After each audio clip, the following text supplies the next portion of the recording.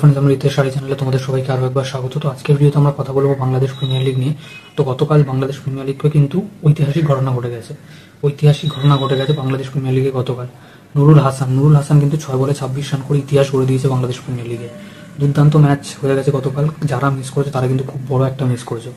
তো গতকালের আমি প্রথম ম্যাচের কথা যদি বলি, তাহলে দুপুর 1টা থেকে শুরু হয় গতকালের প্রথম ম্যাচ, যেখানে রংপুর রাইডার্স টসে জিতে বোলিং করার সিদ্ধান্ত নেয়। দুটো টিমই কিন্তু ফর্মে ফিরে এসেছিল এবং দুটো টিমকে দেখে মনে হচ্ছিল যে দুটো টিম যে কাউকে হারাতে পারে। রংপুর রাইডার্স তো এই ম্যাচের আগে 5টার মধ্যে 5টা জিতেই ছিল। অন্যদিকে আমাদের বরিশালও কিন্তু যথেষ্ট ভালো ফর্মে ছিল, 4টের মধ্যে 3টে জিতে। অন্যদিকে সব কিছুর দিক থেকে যদি বিচার করে দেখি, তাহলে প্রথমে নেমেই কিন্তু বরিশালের ব্যাটসম্যানরা ভালো অ্যাটাকিং আন্দাজে খেলা শুরু করে এবং 29 বলে 61 রান একটা দুর্দান্ত ইনিংস খেলে হচ্ছে আমাদের কাইল ম্যারেস। এছাড়াও 40 রান করে তামিম ইকবাল 34 বল খেলে। কাল কিন্তু নাজমুল হাসান শান্তর ব্যাস থেকে একটু রান আসে, যে 30 বলে 41 রান একটা গুরুত্বপূর্ণ ইনিংস খেলে। এছাড়া কিন্তু সেরকম কোনো বড় ইনিংস আসে না এবং তারা টোটাল 20 ওভার শেষে 197 রান করতে পারে 5 উইকেট হারিয়ে। বলারও মোটামুটি ভালো বল করে রংপুর রাইডার্সের। এরপর যখন রংপুর রাইডার্স ব্যাট করতে নামে, তখন প্রথম দিকে ব্যাটসম্যান একটু স্ট্রাগল করছিল, তারপরে কিন্তু তারা মারা শুরু করে দেয়।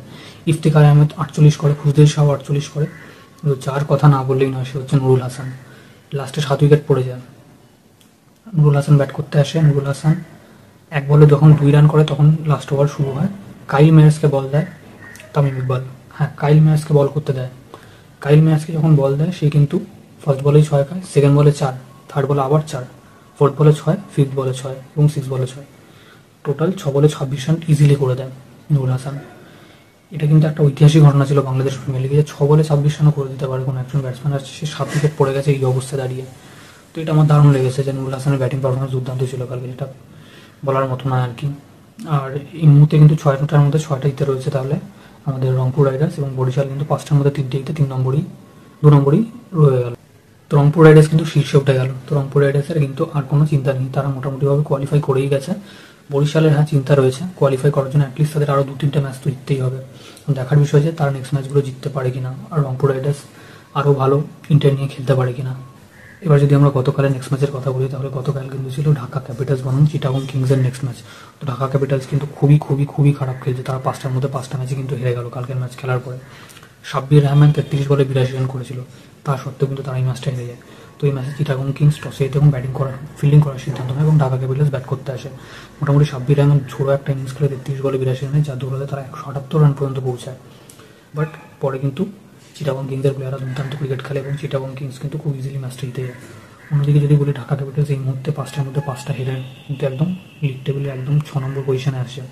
অন্যদিকে চিটাগং কিংস কিন্তু একটু পজিটিভ ভাইব পেলো, পজিটিভ এনার্জি পেলো, কারণ এই মুহূর্তে তারা 4 নম্বর পজিশনে আছে। চিটাগং কিংস নেক্সট ম্যাচগুলো জিততে পারে কিনা সেটা কিন্তু দেখার বিষয় হবে, কারণ চিটাগং কিংসের কিন্তু এখনও পর্যন্ত সাকিবুল হাসানের সেইভাবে ফিরে আসা হয়নি। আর অন্যদিকে যদি অন্য প্লেয়ারদের কথা বলি, মোটামুটি সবাই ভালো খেলছে এবং দেখার বিষয় যে ব্যাটিং বোলিং দুদিক থেকেই ভালো পারফরমেন্স দিচ্ছে তারা।